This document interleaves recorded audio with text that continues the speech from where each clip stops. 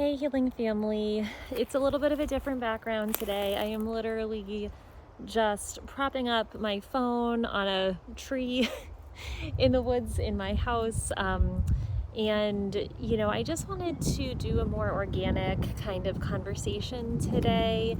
And the theme of today's video is going to be how healing and regulating your own nervous system actually is a service to those around you. And if you are in a position as a caregiver or just someone in our world that wants to see less suffering in the world around us, that starting by healing yourself is really the first step.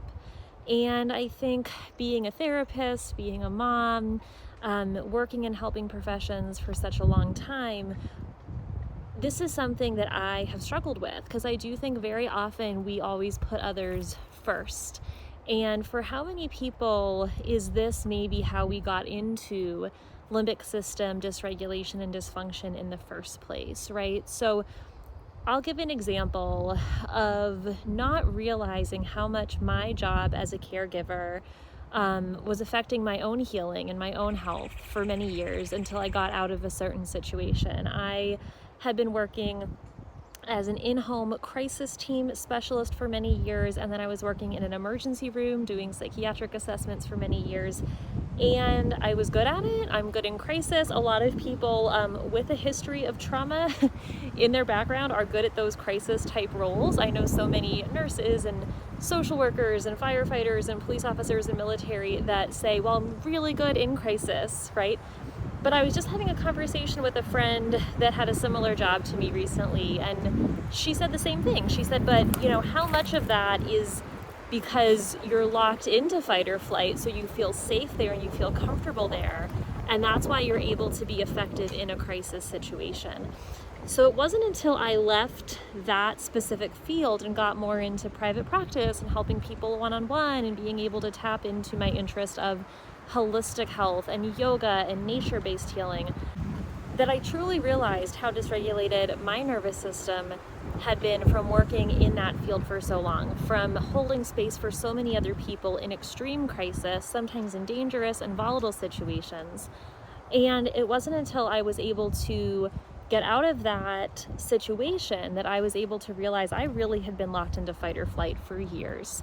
And it took a while for me to actually feel that effect of my nervous system. It was almost like finally getting to exhale after years of holding my breath and feeling like ready for the other shoe to drop, ready for the next crisis. And a lot of times in my profession as a therapist, I'm sure a lot of you have heard this analogy of put on your own oxygen mask first. And in order to understand this analogy better, we're thinking of, when you get on an airplane and they say, if there's a crisis and the oxygen masks deploy from the ceiling, you put yours on first before you put it on your child or your loved one, because you have to be safe first in order to keep your loved ones safe. And this could apply to so many situations, but how often in life do we not apply that logic to our daily lives, to our relationships? And how often do we let our role as a caretaker, whether it's for work or as a parent or as a spouse or as taking care of an aging parent or taking care of anyone really, how often do we forget put on my own oxygen mask first? And what does this do to our limbic system, right? So I have seen over the years not just the effect of chronic stress on caregivers and compassion fatigue and burnout, but then people get so dysregulated and they're stuck in that fight or flight mode for so long that they do become sick. They do start to use unhealthy coping skills. They do start to develop chronic pain conditions, and they're not as effective in their role as they would be if they were healthy. The other thing I've noticed, especially as a mom and especially doing a lot of family therapy over my career, is if we do not have a regulated nervous system, if we are not able to stay with our baseline in a healthy parasympathetic state, and when a crisis arises or a stressor comes up, if we're not able to recognize that we're getting activated and use coping skills to come back down and respond from a safe, calm, healthy, regulated place, we actually are programming those around us to respond the same way we do. So if I'm a parent and every time a stressor comes up, like a loud noise startles me and I yell, or I get overwhelmed, or I just melt down, or I throw something, or I scream, or I swear, my child maybe starts to develop that, or even my pet or my coworkers. And so we really set the tone for how the people around us react to stress by how we react to stress. And how many times have I, in the therapy world, or even myself as a parent, seen a reaction of a child and seen just the overwhelm and the, oh my gosh, what do I do now? Why are they acting that way? And then seen the parent, or even myself as a parent or the caregiver, face a stressor and react exactly the same way, right? And as an adult, or as someone who's in the stress response state ourselves, I don't think we always notice that we are having this over-the-top response, or that we're so far locked into fight or flight mode all the time that we are so reactive, and that just becomes normal for us. So then not only are we modeling that for everyone around us, we don't even realize it's happening anymore. But then we're actually primed to be more reactive when someone else around us is struggling, and less able to hold space for them and less able to help them. So this is something that I have been noticing even as a therapist, right? Like therapist, yoga teacher, we're not perfect. We still have to deal with these things every day and learn how to learn and grow and respond and recognize our own nervous system state. So the last few months have been really tough. My daughter's dealing with health issues of her own. And I've been noticing when I get locked into that fight or flight mode of catastrophizing and thinking the worst case scenario and getting bogged down in symptoms and doctor's appointments and what do we do next and getting overwhelmed and dysregulated, there's no difference with that than there is when I was stuck in chronic fight or flight mode with my own chronic pain and chronic illness journey, and discovered brain retraining and developed my own program to help people overcome this. So why am I allowing, externalizing circumstances to put me in a dysregulated state? And now I'm starting to realize how being in that dysregulated state, it isn't just about me and my healing. It's about the ability to hold space and help others to heal. So when I am able to take that time to go on a hike in our yard, when I am able to do that yoga class or take that nice long bath and listen to that meditation music, I then come away from that able to rejoin maybe a chaotic situation with work or with a loved one, with my daughter, with our pets that we have, a rescued animal sanctuary that we run here, and that can be stressful. If I don't take that time to put on my own oxygen mask first, and I don't take that time to restore and rest and recharge myself, I'm not helping anyone else the way that I think I am or the way that I want to be. Not only am I running myself ragged and experiencing pain or symptom flare-ups and being like, well, where's this coming from? I'm doing everything I should be, right? But I'm not recognizing that polyvagal theory that we talk about all the time, we are at our best and we are primed for the most healing when we are co-regulating with others. That isn't just for my healing. That's how do I help other people co-regulate? How do I hold space in my own nervous system healing so that I can help others to see the work I'm doing, to see how it's healing me, so it can help to heal them as well. And that, I think, is so important in this journey. Healing is not selfish, right? Sometimes we have to challenge our views of maybe being too much of a giver or too much of a people pleaser, and we have to become a little selfish in order to heal. So many people become chronically ill because their limbic system is so dysregulated because they've never learned how to be a little selfish. They've never learned how to just say, hey, I need a break. I need to learn how to say no. And we do need to learn how to be selfish as part of our healing so that we can take that time to do a program, to do our nature time, our meditation, our journaling, our yoga, whatever it is. But healing on itself, don't let anyone ever tell you that it's selfish to take that time in a negative connotation of selfish. You have to take that time to heal yourself, to regulate yourself so that you can show up authentically and in a really good level-headed space in order to have any kind of effectiveness as a caregiver in your work, in any of the roles that you fill in your life.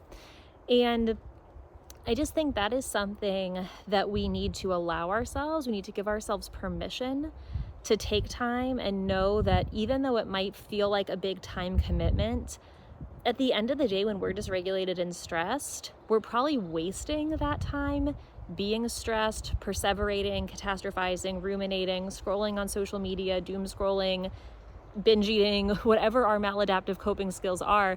We are using that time in some way that's probably not healthy for us. So if we took all that time and condensed it to a 30-minute mindfulness practice and 30 minutes to do a retraining round in our heads and 20 minutes over here to do some mindful movement and stretching our body, that is okay to use that time. That time is going to be there. Time is kind of this construct of, we think we never have enough of it, but it is there, and we do waste it a lot of times without realizing it.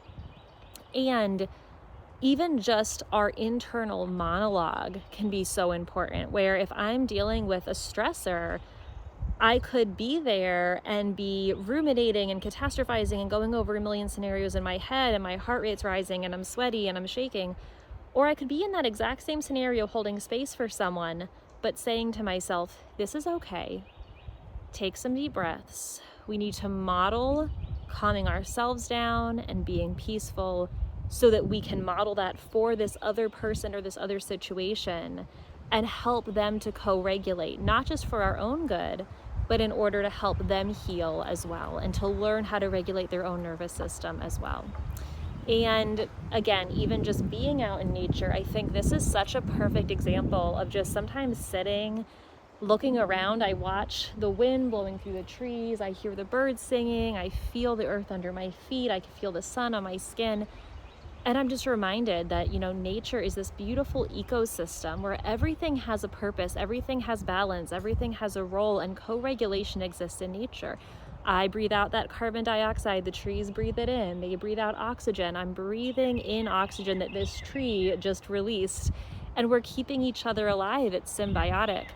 That is the same thing when we're co-regulating with our loved ones. I am, to take from more of a Buddhist perspective with metta meditation or loving kindness meditation, right? I am breathing in maybe the suffering around me, and I am using that light in my soul and in my heart to transform that suffering into love. And so I am exhaling love to those around me. And over time, the people around us energetically are feeling that. If you believe in that energy exchange, that's great. You can actually visualize that I have this white light in me and I'm breathing in the suffering or the chaos. I transform it with my peace and I exhale it to those around me. Even if you're just thinking about it from a scientific perspective, if there's chaos around and I take that deep breath and I use the science that we know that nice deep breath calms our nervous system down, I'm now in a calmer state where I can respond in a healthier, more loving, compassionate way to whoever is around me and create an atmosphere of love and healing. So whatever you do today, I hope you are able to take that time for yourself, to take that time to be in nature, to take that time to regulate your nervous system. And even if you have something stressful that you have to attend to, if you have to caregive for someone, if you have work today, whatever you have going on, know that being a little bit selfish and taking that time to regulate yourself isn't just for you. It's not just for your healing, but it's so that you are able to model that and put that out into the world and help everyone else around you by first starting with yourself.